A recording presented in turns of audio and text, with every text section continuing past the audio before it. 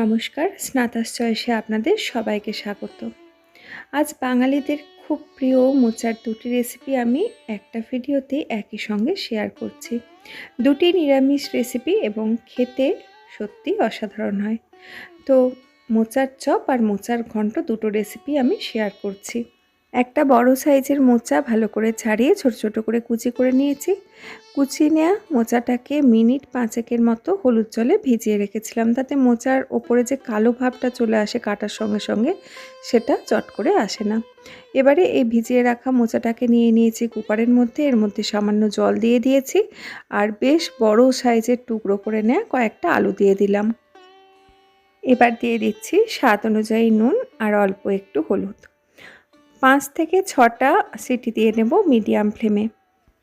এরপর যতক্ষণ না ভেতরের ভেপারটা আউট হয়ে কুকারের ঢাকনাটা নিচের থেকে খুলে যাচ্ছে ততক্ষণ অপেক্ষা করতে হবে। তো কুকারের ঢাকনাটা খুলে যাওয়ার পর সেদ্ধ করে নেওয়া মোচা আর আলুগুলোকে আমি একটা বাটির মধ্যে নিয়ে নিয়েছি। তার থেকে সামান্য একটু মোচা আর আলু আমি একটা থালার ওপরে তুলে নিচ্ছি। আমি যেহেতু চপ আর ঘন্ট দুটো রেসিপি এই মোচাটা সেদ্ধ থেকেই করব, তাই দুটো একটু আলাদা পরিমাণ মতো করে নিচ্ছি। থালাতে যেটা নিচ্ছি ওটা দিয়ে চপটা বানাবো আর বাটির মধ্যে যেটা আছে ওটা দিয়ে ঘন্টটা বানাবো। মোচাটা তো আগেই জল দিয়ে সেদ্ধ করেছিলাম, বাটির মধ্যে কিন্তু মোচা সেদ্ধ জলটাকে রেখে দিয়েছি যেহেতু ওটা ঘন্ট বানাবো। আর ওপরের দিকে বা মোচাটা একটু জল ঝরিয়ে নেওয়া মোচাটাকে কিন্তু চপের জন্য নিলাম। এবারে ঘন্টর জন্য যে মোচাটা রেখেছি তার যে আলুগুলো হাতের সাহায্যে এভাবে একটু করে ভেঙে দিচ্ছি। মোচা কাটা, সেদ্ধ করা, সময় সাপেক্ষ কাজগুলো কিন্তু এতদূর পর্যন্ত সারা। এর পরের রেসিপিটা খুবই সোজা। এবারে চলে যাচ্ছি সরাসরি রান্নাতে। কড়াতে নিয়ে নিলাম বেশ কিছুটা সর্ষের তেল, কিন্তু তেলটা ঢালার পর মনে হলো তেলটা একটু বেশি হয়ে গেছে। আর আপনারা যারা আমার ভিডিও দেখেন তারা তো জানেন সাধারণ ঘরোয়া রান্নাগুলো আমি যতটা সম্ভব কম তেলে করারই চেষ্টা করি। যেগুলো একদমই তেলবিহীন করা যাবে না সেগুলো বাদ দিন। তাই তেলটা কিছুটা তুলেই নিলাম। আপনাদের ইচ্ছা হলে একটু বেশি তেল দিয়ে করতেই পারেন। তেলটা ভালো মতো গরম হয়ে গেছে, গ্যাসের ফ্লেম কিন্তু একদম লোতে করে দিয়েছি। এবারে দিয়ে দিলাম কয়েকটা গোটা মশলা, থেঁতো করে নেওয়া ছোটো এলাচ, লবঙ্গ আর 2 টুকরো দারচিনি। দিয়ে দিলাম 5 ফোড়ন, তেজপাতা আর কয়েকটা শুকনো লঙ্কা। ফোড়নের মশলাগুলো একটু নাড়াচাড়া করে এর মধ্যে দিয়ে দিচ্ছি আদা বাটা। আদা বাটাটাকে খুব একটা বেশি সময় কিন্তু আমি নাড়াচাড়া করিনি, যেহেতু খুব শক্ত করে বাটা ছিল তাই বেশিক্ষণ নাড়াচাড়া করলে পুড়ে যাওয়ার একটা ভয় ছিল। 30 থেকে 40 সেকেন্ডের মতো একটু তেলের মধ্যে নাড়াচাড়া করে নিয়েছি। এবার এর মধ্যে দিয়ে দিচ্ছি টমেটো কুচি।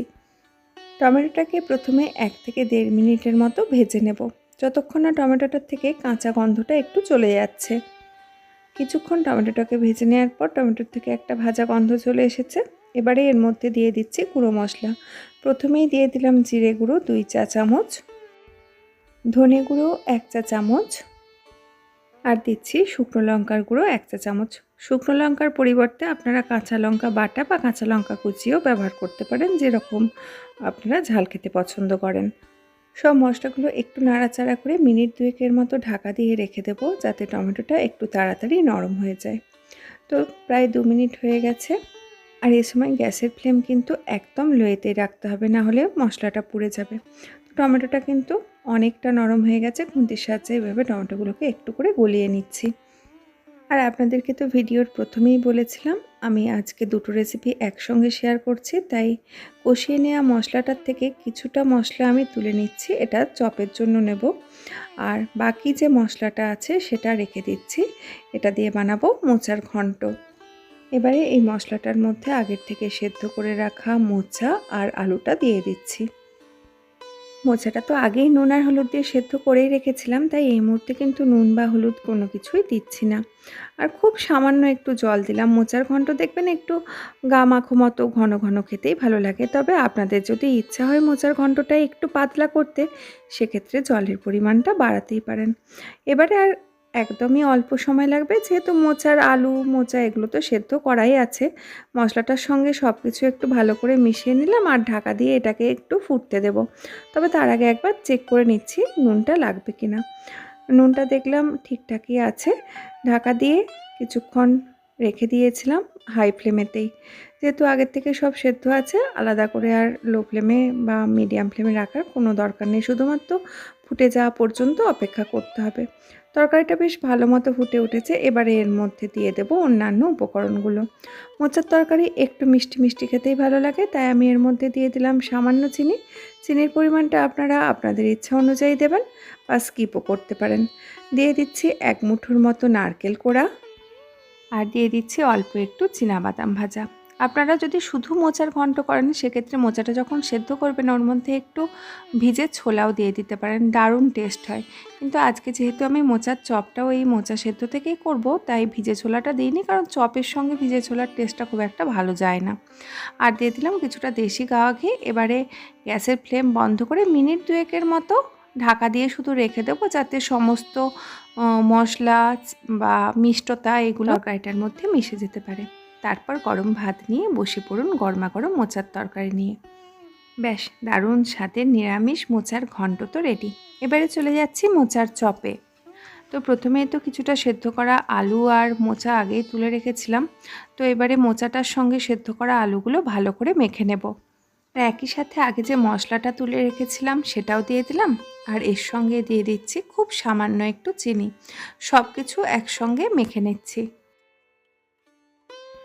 তো পুর প্রায় রেডি, তবে এর সঙ্গে আরও একটু টেস্টি করার জন্য আরও 2টো উপকরণ আমি যোগ করছি। ওই কিছুই না, কয়েকটা ভেজে নেওয়া চীনাবাদাম আর নারকেল। আসলে মোচা চিংড়ি এগুলোর সঙ্গে নারকেলের যে কম্বিনেশন, সেটা কিন্তু দারুণ যায়। পুর একদম রেডি। এবারে এটাকে আপনারা গোল গোল করেও চপ করতে পারেন, বা আমরা যেরকম আলুর চপ একটু চ্যাপ্টা মতো করে করি, সেইভাবেও পুরটা রেডি করতে পারেন। এবার চপগুলো ভাজার জন্য বেসনের গোলনাটা রেডি করে নেব। তো প্রথমেই একটা বড় বাটির মধ্যে বেশ কিছুটা পরিমাণ বেসন নিয়ে নিলাম। এর মধ্যে দিয়ে দিচ্ছি অল্প একটু কালো জিরে, অল্প গোটা মৌরি, অল্প একটু কুসুম বীজ। যে কোনো চপে দেখবেন একটু কুসুম বীজ দিলে বেসনের গোলনাতে খেতে বেশ ভালো লাগে। তবে যদি দাঁতের প্রবলেম থাকে তাহলে কিন্তু কুসুম বীজটা এড়িয়ে যাবেন, না হলে দাঁতে লাগবে। আর দিয়ে দিলাম স্বাদ অনুযায়ী নুন, আর খুব সামান্য একটু খাবার সোডা। এবারে অল্প অল্প করে জল যোগ করে বেসনের একটা ঘন গোলনা রেডি করে নেব। তো বেসনের গোলনাটা রেডি হয়ে গেছে, আর দেখে তো মোটামুটি আপনারা বুঝতেই পারছেন যে বেসনের গোলনাটা কীরকম ঘনত্বটা রেখেছি। কড়াতে নিয়ে নিচ্ছি পর্যাপ্ত পরিমাণ সরষের তেল চপগুলো ভেজে নেওয়ার জন্য। তেলটা ভালো মতো গরম হয়ে গেছে। এখন গ্যাসের ফ্লেমটা লো আর মিডিয়ামের মাঝামাঝি করে নিলাম। এবারে আগের থেকে তৈরি করে রাখা পুরটা বেসনের মধ্যে ভালো করে কোট করে দিয়ে দিচ্ছি তেলের মধ্যে। এত দূর পর্যন্ত ভিডিওটা যদি আপনারা দেখেই ফেলেন, আশা করতেই পারি ভিডিওটা হয়তো আপনাদের ভালো লেগেছে। যদি ভালো লাগে একটা লাইক আর কমেন্ট করে দেবেন। আর এদিকে আমাদের রান্নাও প্রায় শেষের পথে। চপগুলোকে একটু উল্টে পাল্টে 2টো পিঠ যখনই সোনালি লালচে রং চলে আসবে, এগুলোকে তুলে নেব। আমাদের গরম গরম নিরামিষ দারুণ স্বাদের মোচার চপ রেডি। এবারে এগুলোকে আপনারা কোনো সসের সঙ্গে পরিবেশন করবেন, নাকি এক থালা মুড়ি নিয়ে জমিয়ে খেতে বসবেন, সেটা তো আপনাদের চয়েস। আজকের মতো আসি, দেখা হবে পরের দিন অন্য কোনো ভিডিও নিয়ে। ততক্ষণ সবাই সুস্থ থাকুন, ভালো থাকুন, সঙ্গে থাকুন।